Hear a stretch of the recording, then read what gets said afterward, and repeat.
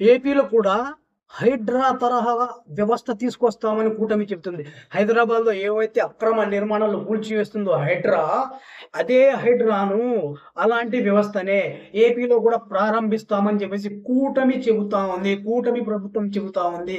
త్వరలో హైడ్రా లాంటి వ్యవస్థ ఆంధ్రప్రదేశ్ రాష్ట్రంలో కూడా వస్తా ఉంది. అక్రమార్కుల అక్రమ నిర్మాణాలను కూల్చివేస్తామని కూటమి ప్రభుత్వం ఖరాఖండిగా చెప్పబోతా ఉంది. అలా కూల్చడం మొదలుపెడితే కరకట్ట మీద ఉన్న చంద్రబాబు నివాసమే మొదటగా కూల్చేయాలని చెప్పేసి వైసీపీ ఆరోపిస్తా ఉంది.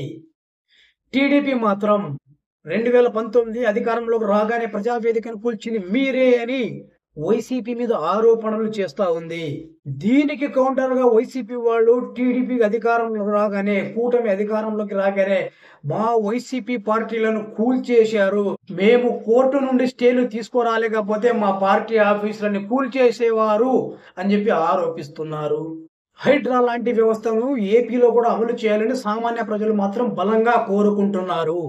కొండలు, చెరువులు, నదీ పరివాహక ప్రాంతాలు ఇలా చాలా మటుకు ఏపీలో కబ్జా చేసి అక్రమ నిర్మాణాలు జరిగాయి. దాన్ని కూల్చేంత వరకు నిద్రపోను అంటున్నాడు చంద్రబాబు నాయుడు గారు. మరి జాగ్రత్త అక్రమార్కులు మీ పగులుతాయి.